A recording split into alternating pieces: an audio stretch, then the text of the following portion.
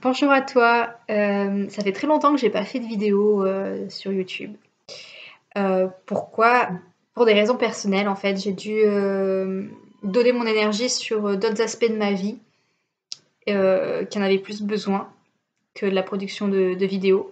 Même si, j'étais toujours frustrée parce que je rédigeais en fait sur papier, les vidéos et je les scénarisais en fait sans, pouvoir me filmer et faire des montages. C'était pour moi, j'avais pas assez d'énergie pour ça. Mais, là, j'ai l'impression d'être passée, à s dans une période de ma vie où j'aurais besoin de moins donner mon énergie et donc du coup, j'aurais plus de temps, j'ai pu dégager plus de temps, pour la production de vidéos et donc, dans cette, 1re on va dire, vidéo après, ce laps de temps qui s'est écoulé, j'aimerais te partager les activités, que j'ai listées, sur, le thème de l'automne.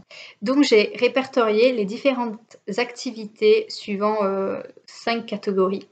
Donc la première re ça va être les promenades, les visites. La deuxième c'est les activités manuelles. Une autre catégorie sera sur, les gourmandises, les sucreries, les pâtisseries. Ensuite, toutes les activités sociales et une dernière, rubrique où ça va être toutes les activités du bien-être. Donc dans la catégorie, des promenades et des sorties, il y a bien évidemment les balades en forêt, les randonnées. Heu, Pourquoi je les ai mis vraiment en automne? Parce que pour moi, c'est la saison la plus belle pour visiter ces lieux-là, en fait. Parce que les feuilles, sont de couleur chaude, il y a du rouge, du orange, du jaune, et puis, je trouve ça tellement chouette, de marcher en forêt avec les feuilles au sol et ça craque sous les pieds, l'odeur des champignons, enfin, j'aime beaucoup visiter, la les forêts, en automne. Ensuite, j'ai noté, sauter dans les flaques d'eau avec les enfants, c'est très rigolo. Faire un tas de feuilles mortes et s'allonger dedans. Je pense qu'à ce moment-là, c'est le moment de faire un stage de cueillette de champignons pour pouvoir, apprendre à les reconnaître, à repérer dans quelle partie de la forêt ils peuvent pousser et puis du coup, ben, les cuisiner. Après il y avait tout ce qui est, le glanage en forêt, donc ramasser des châtaignes, du coup la cueillette de champignons, ramasser des pommes de pin, collecter des feuilles d'automne de toutes les formes, de toutes les couleurs, apprendre, à reconnaître les arbres. Donc en plus des feuilles, et c'est une saison où il y a beaucoup, de fruits à coque qui ont poussé, donc tout ce qui va être, noisettes, les noix, les marrons, les châtaignes, des choses comme ça. Donc je pense que c'est une période de l'année où on peut aussi, apprendre à reconnaître les arbres. On peut aussi jouer avec, du coup, en plus des feuilles, mais on peut aussi jouer avec des samards, on peut les faire tomber de haut et on les voit voltiger, c'est joli à voir. On peut aussi prendre, un temps de pause en forêt, pour, tout simplement, ressentir les odeurs de la forêt à ce moment-là. Écouter les bruits de la forêt et observer aussi, comment la forêt, évolue. On n'est pas à l'abri de voir passer un petit écureuil ou peut-être, un chevreuil, si on reste calme et qu'on fait pas de bruit et ça, c'est quand même des moments très magiques, à à vivre, en fait. Ensuite, il va y avoir, tout ce qui est, les cueillettes, donc à cette époque-là, donc en plus de la cueillette de champignons, il y avoir la cueillette des coings, la cueillette des pommes. J'aimerais mettre en place avec un maraîcher pour faire de la cueillette de citrouilles au mois d'Halloween, d'amener ma fille au moment d'Halloween et de cueillir et de choisir une belle citrouille et la cueillir. J'aime aussi prendre des photos aussi de la montagne, à cette époque-là. J'ai de la chance de vivre en région où il y a une montagne, où il y a une forêt qui pousse sur cette montagne-là et c'est magnifique l'automne parce que la montagne elle est tachetée de orange, rouge, jaune et c'est magnifique en fait. C'est aussi le moment de faire un feu, on est parti en randonnée, on fait un bivouac, le soir on fait un feu pour se réchauffer, et c'est aussi le moment, des histoires qui font un petit peu peur parce que c'est au moment d'Halloween et on a envie de se faire peur et quoi de mieux de raconter près d'un feu. C'est aussi, une période de l'année où il y a beaucoup de vent et c'est propice à faire voler les cerfs-volants. Tout à l'heure, je disais que c'est au moment de Halloween, l'automne, et donc du coup, j'aime bien aussi à ce moment-là visiter des cimetières ou des urbex pour, pour jouer à se faire peur, mais aussi, en tout cas, ce qui concerne le cimetière, l'automne, c'est le moment où on va essayer de se reconnecter à sa généalogie, à ses ancêtres, les honorer.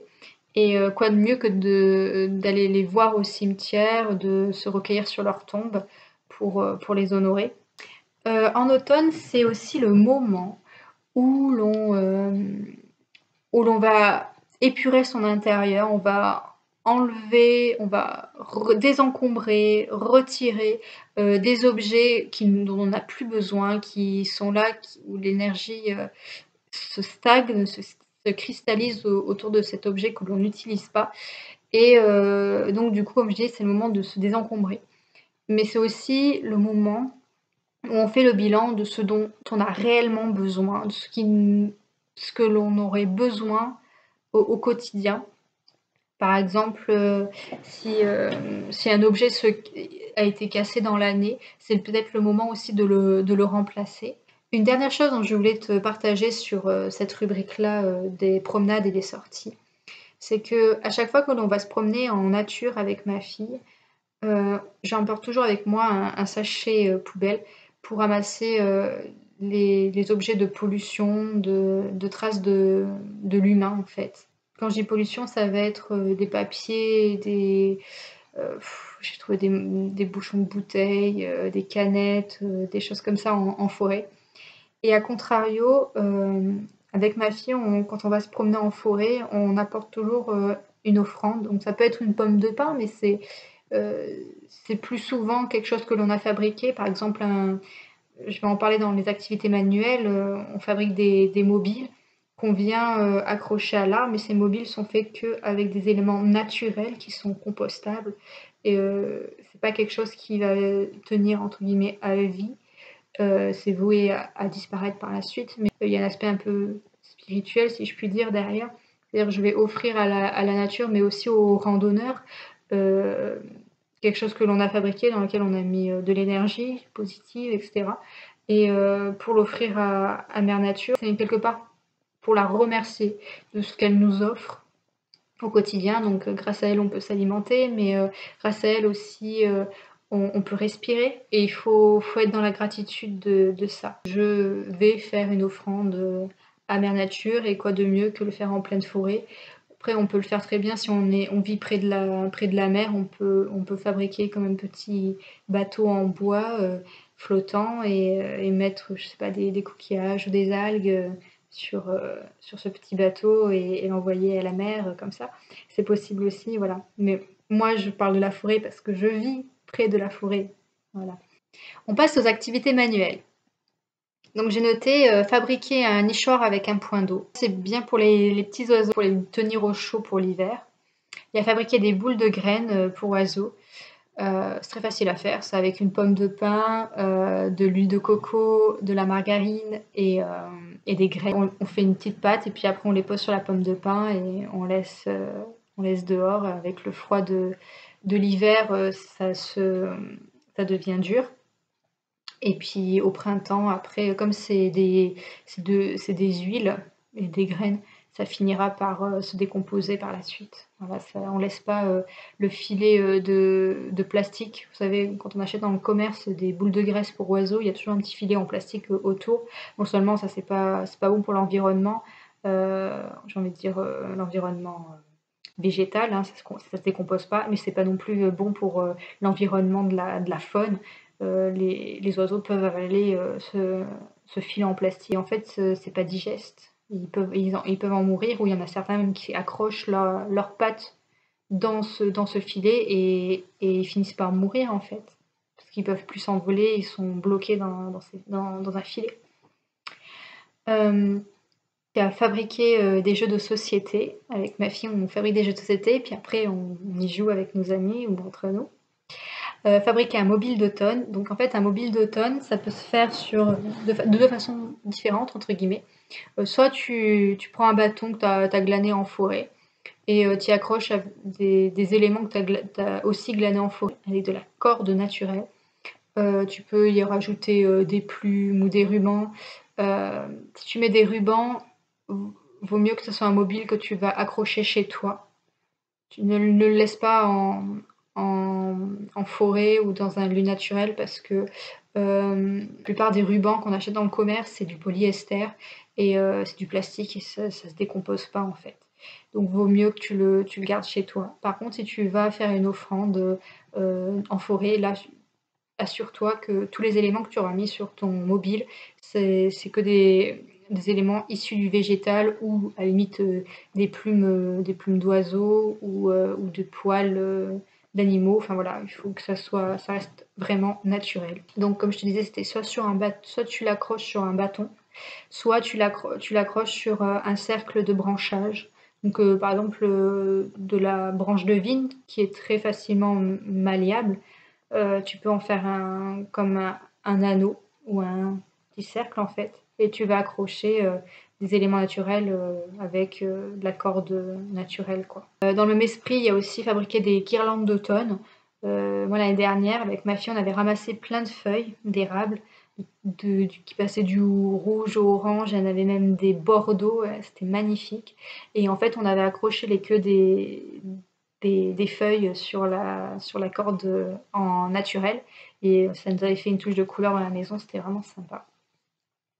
Il y a aussi décorer une citrouille, fabriquer des bougies et en allumer. Alors fabriquer les bougies, moi j'utilise je n'utilise que de la cire d'abeille que je fais fondre et dont je mets une mèche de bougie dedans. Alors il y a deux façons de faire. La première, c'était de faire ça dans des moules à muffins que j'utilise vraiment que pour les bougies. Je mets des pastilles de cire d'abeille dedans et après je mets donc donc les pastilles dans le moule à muffins. Je mets au four quelques minutes, le temps que ça se liquéfie, la cire devienne liquide et après je plonge mes mèches de bougie dedans.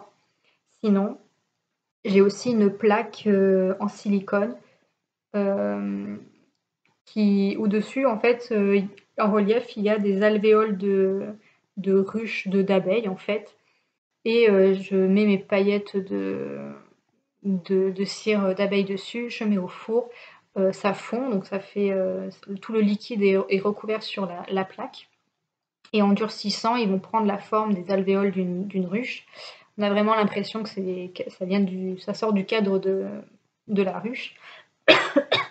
Et en fait, avant que ça soit vraiment complètement durci, il y a un moment où c'est ni liquide ni solide, c'est le moment où c'est un peu mou, donc je peux décoller délicatement de sa plaque la cire. Et en fait, je vais mettre une mèche de bougie dans le sens de la largeur de la plaque. Et je vais venir rouler la plaque et ça va faire des bougies après artisanales très très jolies. Le seul truc pour les bougies en cire d'abeille, c'est qu'elles se consument bien plus rapidement que des bougies synthétiques ou en cire de soja. Donc au final, elles sont peut-être plus onéreuses que ces bougies-là. Ceci dit, tu sais ce que tu as mis dans ta bougie, tu sais que c'est 100% de la cire d'abeille et moi je trouve ça chouette. Voilà. Ensuite, en activité, j'ai rajouté aussi faire du tricot. Donc c'est vrai que l'automne, c'est la dernière saison avant l'hiver. Et en fait, pour se préparer à l'hiver, il nous faut des pulls, etc. Et donc du coup, c'est généralement en automne qu'on va les confectionner, qu'on va confectionner aussi des bonnets, des écharpes, toutes ces laines que après on va utiliser pour l'hiver, mais on peut utiliser aussi ces laines-là pour les offrir en fait. Tu peux les offrir donc pour Noël, mais tu peux aussi les offrir à des personnes dans le besoin. Ce que je te propose de faire aussi en automne, ça va être de décorer le goudron à la craie. Donc ce qui est bien, c'est que la craie, c'est un élément naturel, donc ça finit par partir rapidement, en plus à la prochaine pluie. Mais je vais t'expliquer ce que je fais. Moi, j'habite en appartement et pour monter dans le sas d'entrée, on a 4 ou 5 marches en béton. Et avec ma fille, on avait décoré ces marches. Moi, j'avais mis des phrases de développement personnel sur chacune des marches, du style, qu'est-ce que j'avais mis? J'avais mis le bonheur t'appartient, ou toi seul peux créer ton bonheur, quelque chose comme ça. Tu es une personne magnifique, enfin, des choses, des phrases de développement personnel. Et on avait dessiné toutes les deux des objets sur le thème de l'automne. Par exemple, il y avait des feuilles, on avait fait un hérisson, des champignons, une pomme. Je crois qu'on avait même fait un écureuil. Et c'était plutôt sympa en fait, parce que je pense que ça a dû faire plaisir à mes voisins d'arriver, d'avoir autant de couleurs dans les escaliers.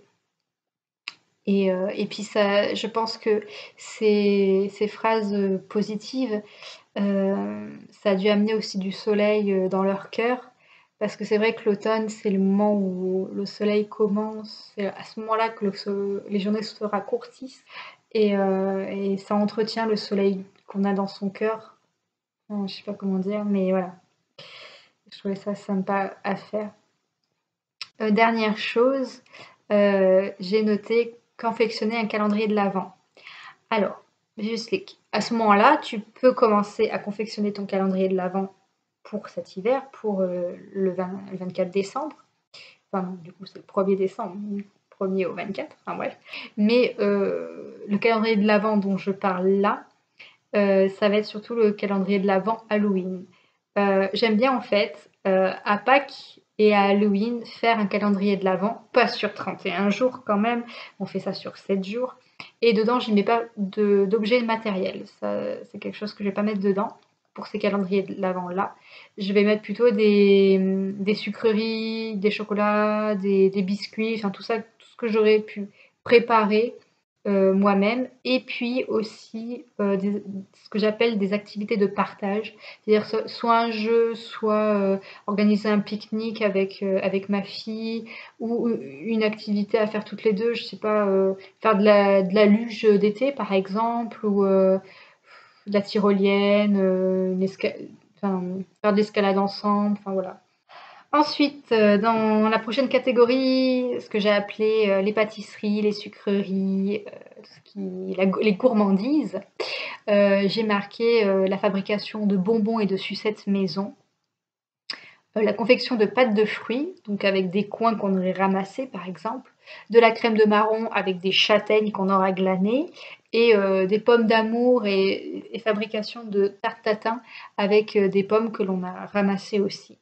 Et de la crème de noisette. En fait, ce que j'appelle la crème de noisette, c'est une sorte de pâte à tartiner, mais pas au chocolat, c'est vraiment que de la pâte de noisette, qui est pourtant sucrée, à la noisette, à base de noisette en fait, et c'est très bon. Ensuite, dans les activités sociales, j'ai noté organiser une soirée film et faire du popcorn. Une soirée film entre amis ou en famille, une soirée de jeux de société que l'on aura fabriqué, une après-midi crêpes ou gaufres, organiser un pique-nique d'automne avec des toasts de houmous, carottes, crabes de raisin ou bouteilles de cidre, organiser une chasse au trésor, organiser un géocaching, offrir des plaids, des coussins, des bonnets, des écharpes aux personnes dans le besoin, comme je l'ai dit précédemment, et toujours dans la même idée, apporter des denrées en banque alimentaire. Dans la rubrique bien-être, j'ai noté remplir son carnet de résolutions, parce qu'on se rapproche doucement de la nouvelle année. Écouter l'automne de Vivaldi, boire des boissons chaudes telles que le thé ou des tisanes, Et j'ai noté aussi faire sa liste de choses dont on veut se débarrasser et d'autres choses que l'on veut améliorer ou accueillir. Je t'explique un peu plus en détail. Dans les choses que l'on va se débarrasser, c'est pas ce que je disais tout à l'heure pour la maison, mais ça va être son propre intérieur en soi. C'est-à-dire se débarrasser peut-être de relations sociales qui sont néfastes, se débarrasser d'habitudes de vie qui ne sont pas forcément bonnes, comme le grignotage, le tabac, se débarrasser d'un travail qui nous convient et se débarrasser de modes de pensée, de philosophie de vie qui ne correspondent plus, de croyances qui ne nous correspondent plus. Ça, c'est la première liste des choses à se débarrasser. Et dans la deuxième liste des choses à améliorer, à accueillir en soi, ça va être basé sur la première liste de choses à se débarrasser. Je vois cette liste de choses à se débarrasser comme tout ce qui est le négatif. Et on va les transmuter dans cette liste, dans l'autre liste, en choses positives. Par exemple, quand on veut se débarrasser d'une relation sociale, il y a toujours une raison derrière. C'est-à-dire que, par exemple, je ne veux plus être en contact avec ce collègue-là parce que j'arrive pas à poser mes limites, il empiète trop sur ma vie, etc. Et donc, on va le transmuter en je veux créer des relations sociales équilibrées. Je veux pouvoir apprendre à poser mes limites, ce genre de choses. Comme se débarrasser d'une certaine addiction aux jeux vidéo, par exemple, et je vais le transmuter en comprendre pourquoi j'ai cette addiction-là, et puis comment réduire petit à petit mon emprise l'emprise que les jeux vidéo ont sur moi, ou peut-être transformer cette addiction aux jeux vidéo par une addiction un peu plus saine, comme une addiction une addiction au sport, voilà. Ou pourquoi pas essayer de rencontrer un thérapeute pour avoir besoin, si on a besoin d'une aide supplémentaire, si on n'arrive pas à s'en sortir tout seul, un thérapeute peut être là pour nous accompagner. Ça peut être aussi rencontrer un coach de vie aussi. Si des fois on n'arrive pas à lister, parce que des fois c'est compliqué en fait de se dire, en fait je sais qu'il y a quelque chose qui va pas bien à l'intérieur de moi, mais je n'arrive pas à mettre le point dessus. Là on peut aller voir un psychologue ou un coach de vie et il pourra peut-être vous accompagner pour aller mieux en fait, voilà. Voilà, cette vidéo sur les activités de l'automne est terminée. Si tu as aimé, n'hésite pas à liker ou mettre un petit commentaire aussi dans la vidéo. Je t'invite à t'abonner si tu veux recevoir les autres vidéos, si ça t'a vraiment plu. Et puis, je te dis à bientôt.